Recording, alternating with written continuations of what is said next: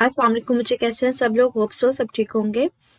आज हम 9th class की chemistry according to new syllabus chapter 2 topic देखेंगे, आइसोटोप्स एंड देयर मैसेज। इससे पहले हमने देखा था एटॉमिक नंबर क्या होता है, कि जो नंबर ऑफ प्रोटॉन्स होते हैं किसी भी एटम में वो एटॉमिक नंबर होता है। और मास नंबर क्या होता है, प्रोटॉन्स प्लस न्यूट्रॉन्स की जो तादाद होती है वो मास नंबर होता है। कहते हैं किसी एलिमेंट के सारे एटम्स में एटॉमिक नंबर हमेशा सेम होता है, एटॉमिक नंबर चेंज नहीं होता। लेकिन हाँ, मास नंबर जो है वो डिफरेंट हो सकता है। मास नंबर जो है वो डिपेंड कर रहा होता है नंबर ऑफ न्यूट्रॉन्स के ऊपर। तो न्यूट्रॉन्स की तादाद जो है एक एलिमेंट के एटम में कम ज्यादा हो सकती है, लेकिन प्रोटॉन्स की तादाद फिक्स रहती है। मतलब एटॉमिक नंबर चेंज नहीं होता, मास नंबर चेंज हो सकता है।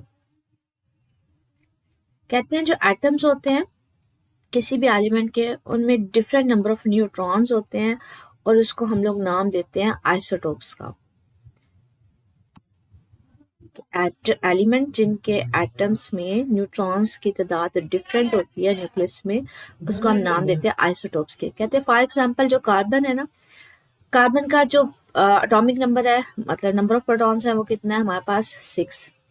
लेकिन जो न्यूट्रॉन्स हैं इसमें 6 भी हो सकते हैं, 7 भी हो सकते हैं, 8 भी हो सकते हैं। मतलब ये देखिए, कार्बन के 3 आइसोटोप्स शो किए हुए हैं, इन सब का एटॉमिक नंबर सेम है, 6 है। लेकिन जो मास नंबर है ये डिफरेंट है। ये मास नंबर बेसिकली डिफरेंट क्यों है? क्योंकि इनमें जो न्यूट्रॉन्स की तादाद है वो डिफरेंट है। कहते हैं बिल्कुल इसी तरह से जो हाइड्रोजन है उसके भी 3 आइसोटोप्स पाए जाते हैं, जिसमें प्रोटियम, ड्यूट्रियम, ट्रीटियम आता है। ये प्रोटियम, ड्यूट्रियम और ट्रीटियम, ये देखिए सब में एटॉमिक नंबर क्या है? सेम है। मतलब सब में जो नंबर ऑफ प्रोटॉन्स हैं वो सेम ही है, लेकिन जो न्यूट्रॉन्स की तादाद है वो डिफरेंट है। यहाँ पे न्यूट्रॉन की तादाद कोई भी नहीं है, यहाँ पे 1 है, यहाँ पे 2 है। कहते हैं वो ये देखिए, यही बात कर रहे हैं जो 1 है।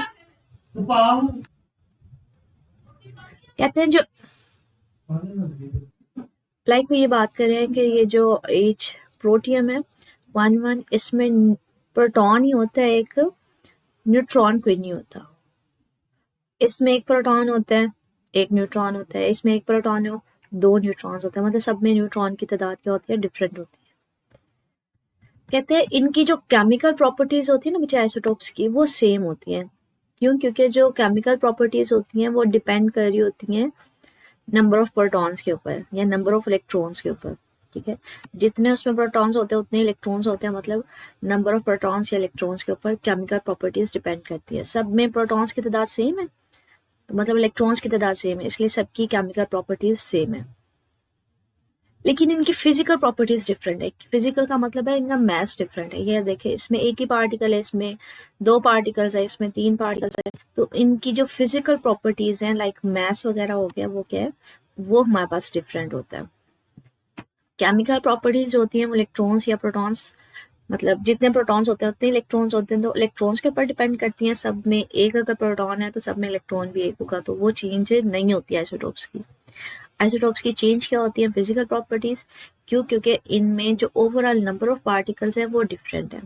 यहाँ पे ये बात कर रहे हैं जो ड्यूट्रियम है उसका जो मास होता है प्रोटियम की निस्बत 11 की निस्बत डबल होता है, और ट्रीटियम का 3 टाइम्स होता है। तो कहते हैं ये हमारे पास आइसोटोप्स भी शो किए हुए हैं। ये देखिए, हाइड्रोजन के प्रोटॉन उसमें एक है, ये प्रोटियम है, और एक इलेक्ट्रॉन है, ये ड्यूट्रियम है। प्रोटॉन एक है, न्यूट्रॉन एक है, लेकिन इलेक्ट्रॉन एक ही है। इलेक्ट्रॉन की तादाद डिपेंड कर रही होती है, जितने प्रोटॉन्स होंगे उतने इलेक्ट्रॉन्स होंगे। ट्रीटियम में क्या है? प्रोटॉन एक ही है, न्यूट्रॉन्स 2 हैं, लेकिन इलेक्ट्रॉन एक ही है। तो सब में एक इलेक्ट्रॉन होने की वजह से इन सबकी केमिकल प्रॉपर्टीज सेम है।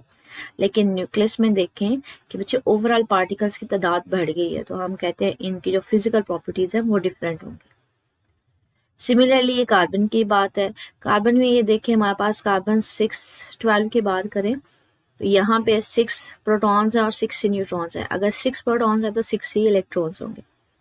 13 में क्या हुआ है? प्रोटॉन्स तो 6 है लेकिन न्यूट्रॉन्स बढ़ गए, 6 से 7 हो गए। प्रोटॉन्स तो चेंज नहीं हुए ना, इसलिए इलेक्ट्रॉन्स भी चेंज नहीं होंगे। इसमें ये देखिए, प्रोटॉन 6 है लेकिन जो न्यूट्रॉन्स है वो 8 है। अगर प्रोटॉन्स चेंज नहीं हो रहे तो इलेक्ट्रॉन्स भी चेंज नहीं होंगे।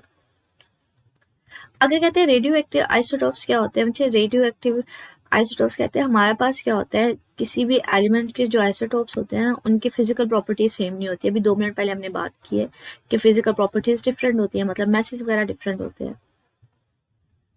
कहते हैं कुछ आइसोटोप्स जो होते हैं ना, सेवरल आइसोटोप्स जो किसी एलिमेंट, केमिकल एलिमेंट के होते हैं, वो स्टेबल नहीं होते, अनस्टेबल होते हैं। अनस्टेबल का मतलब है उनमें से कॉन्टिन्यूसली जो रेडिएशन, सॉरी, एनर्जी जो है ना, वो निकल रही होती है रेडिएशंस की फॉर्म में। वो एनर्जी लॉस कर रहे होते हैं ऑल द टाइम, उसमें से एनर्जी निकल रही होती है, तो हम कहते हैं वो स्टेबल नहीं है। और ये जो रेडिएशंस की फॉर्म में एनर्जी निकल रही होती है, उन रेडिएशंस को हम नाम देते हैं रेडियो एक्टिविटी, सॉरी, उस प्रोसेस को नाम देते हैं रेडियो। और जो आइसोटोप, जिस आइसोटोप से रेडिएशंस निकल रही होती है, उसको रेडियो एक्टिव आइसोटोप्स बोलते हैं। ठीक है, तो ये रेडियो एक्टिव आइसोटोप का है कि कुछ जो आइसोटोप्स होते हैं वो स्टेबल नहीं होते हैं, उनसे एनर्जी ऑल द टाइम निकल रही होती है, मिट हो रही होती है रेडिएशंस की फॉर्म में। उन रेडिएशंस को नाम देते हैं रेडियो एक्टिविटी का, और जो एनर्जी इमिट कर रहे होते हैं उनको बोला जाता है रेडियो एक्टिव आइसोटोप्स। कहते हैं हर एलिमेंट के एक या एक से ज्यादा रेडियो एक्टिव आइसोटोप्स हो सकते हैं। जैसे फॉर एग्जांपल हाइड्रोजन के 3 आइसोटोप्स हैं, जिसमें ट्रीटियम होता है ना, वो रेडियो एक्टिव आइसोटोप्स होता है, मतलब उसमें से रेडिएशंस निकल रही होती है, एनर्जी लॉस हो रही होती है। लेकिन जो प्रोटियम और ड्यूटियम जो दूसरे 2 होते हैं वो स्टेबल होते हैं, उनमें से किसी किस्म की रेडिएशन नहीं निकल रही होती। कहते हैं जब भी किसी रेडियो एक्टिव एलिमेंट में से रेडिएशन इमिट हो रही होती है, तो वो किसी और एलिमेंट में चेंज हो जाता है, एनर्जी लॉस हो जाती है, वो किसी दूसरे एलिमेंट में चेंज हो जाता है।